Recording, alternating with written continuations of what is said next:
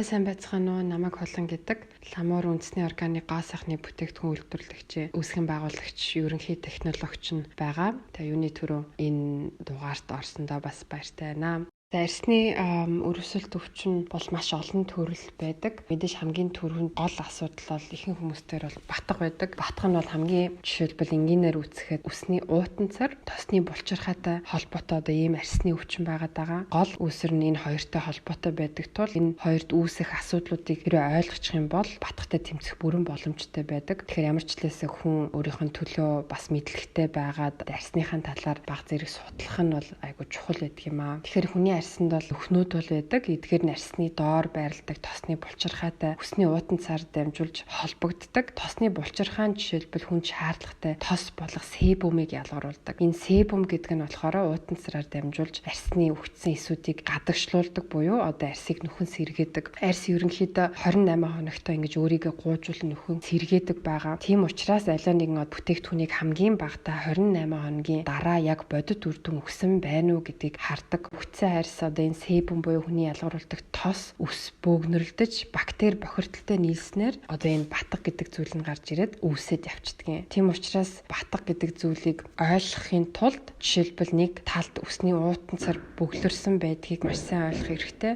Эсвэл нөгөө талд энэ тосны булчирхаа нь хит их тос ялгаруултыг маш сайн ойлгох хэрэгтэй. Тэгэхээр жишээлбэл тосны булчирхаагаас тосын хэмжээгээр ялгардаг одоо үндсэн шалтгаанууд нь өөрөө юу байж болох вэ гэх юм бол төрөлхийн тослог арстай шилжилтийн нас одоо ямар нэгэн байдлаар биеийн эргэтэнгүүдийн тэнцвэртэй байдал нь алдагдсан эсвэл гормоны өөрчлөлт явагдаж байгаа жишээлбэл сарын тэмдэг ирсэн үед жирэмслэлтийн үед одоо менопауз эхэлж байгаа үед ч юм уу те нөгөө талд усны уутанцар бөглөрснөөс батга үүсэх бас хэд хэдэн шалтгаан байгаа. Энэ нь болохоор гормоны өөрчлөлт ялангуяа эрэгтэй гормон хит их ялгаруулад эхлэх юм бол эсвэл үсний уутны ойр орчмын бохирдол энэ нь жишээлбэл нүрээ зуг угаагаагүй оройдоо угаахгүйгээр унтах ч юм уу эсвэл бохирдолтой орчинд удаан байх. Тийм учраас ялангуяа батгатай байхгүй байхыг хүсэх юм бол өөрийнхөө өдөр тутмынхаа хэв маягтаа маш сайн анхаарах хэрэгтэй. Тэгээд ялангуяа уламжлалт ухаанаар бол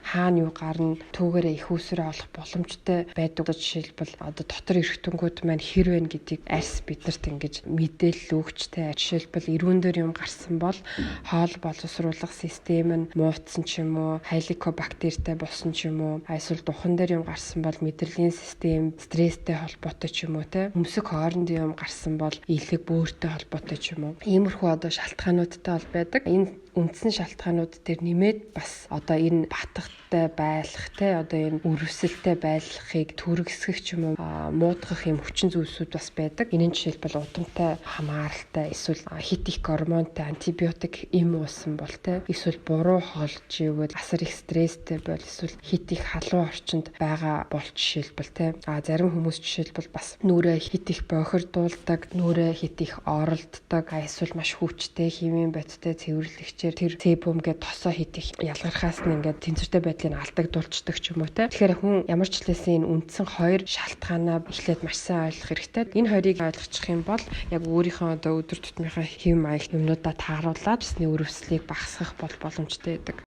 Органик гоо сайхны бүтээгдэхүүн болон химийн гаралтай гоо сайхны бүтээгдэхүүний үр дүн буюу үзүүлэх үйл явц нь бол ялгаа бол байхгүй. Ядгүй л аливаа нэгэн бүтээгдэхүүний бүтцээс хамаарат үр дүн гардаг учраас жишээлбэл тосон суурьтай байна уу, усан суурьтай байна уу. Тэгэхээр тэрэн дээр бол яг химийн гаралтай ч юм уу органик гэдэг дээр бол ялгаа бол байхгүй. Харин органик гоо сайхны бүтээгдэхүүнийг яагаад хэрэглүүл зохистой байдаг вэ гэх юм бол угаасаа хүн төрөлхтөнд анхнаасаа органик гоо сайхны бүтээгдэхүүн органик түүхэн идүүдийг хэрэглэсээр ирсэн явц дундаа мэдээж үйлдвэрлэлтэй 90 энэ маань өөрөө яг хүний зохиосон түүхэн идүүдийг бий олгоод явсан болохоор синтетик гоо сайхны бүтээгдэхүүнүүд гарсан юм аа. Цаанаасаа одоо байгаль дэлхийгээс заяасан түүхэн идүүдийг угаасаа хэрэгжилж ирсэн энэ маань өөрөө бидний бас бие махбодтой маш ойр байдаг учраас органик гоо сайхны бүтээгдэхүүн бидэнд асар их ач тустай байдаг юм аа. За өрчлөө буюу одоо арьс сулрах нь өөрөө явц дундаа угаасаа бий болдог зүйл бол байгаа даа. Яагад гэвэл gravity буюу татах хүчээс шалтгаалаад бидний дотроо ялгаруулдаг эрүүл чанга байлгадаг зүйлсүүд маань баг багаар ингээд буураад явцдаг. Тийм учраас ялангуяа бүтээгдэхүүнүүдийн тусламжтайгаар энэхүү члээ суулгах, арьс сулрах үйл явцыг удаашруулах боломжтой. Жишээлбэл хүн өөрөө коллаген ялгаруулдаг. Тэгэхээр нас ахих тусам коллаген ялгаруулалт нь багасдаг учраас энэ үед нь жишээлбэл коллагентай бүтээгдэхүүнийг тэнцвэртэй байдлыг хадгалах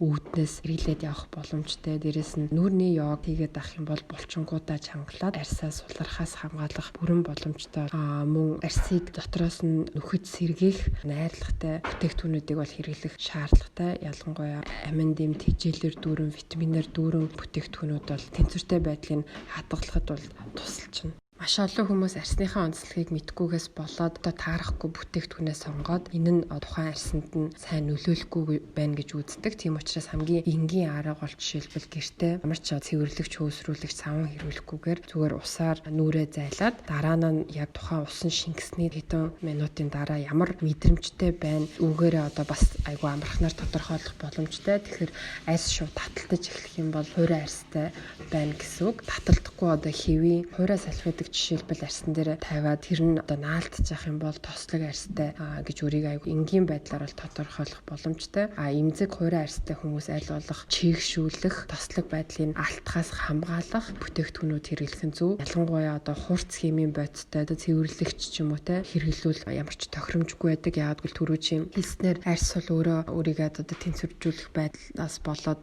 себум гэдэг тосыг бол ялгаруулдаг. Тэгэхээр хит их хүчтэй цэвэрлэгч хэрэглэх юм бол энэ себумыг хит хүчтэйгээр татаж авчингуудаа цаанаасаа би улам их ялгаруулад эхлээд тэнцвэртэй байдлыг алдагдуулцдаг. Энэ мэн өөрөө арьсыг жишээлбэл батгатай болох гэдэг учраас ялангуяа тослог арьстай хүмүүс бас энэ дээр маш сайн анхаарах хэрэгтэй. Ядгүйл тослог арьстай хүмүүс ялангуяа ийм хүчтэй хими бодистой ч юм уу те цэвэрлэгч хэрэглэснээр энэ тослог байдлаа бол тэнцвэртэй байдалд оруулна гэж бол боддог. Гэтэл тэр нь ердөөсөө биш байдаг. Тэгэхээр тослог байдлыг яг алдагдуулахгүй л байх хэрэгтэй. Тэгэхээр ялангуяа тослог арьстай хүмүүс бас хит хүчтэй ийм цэвэрлэгч бол хэрэглэх айгуу дэмий ядг юм аа.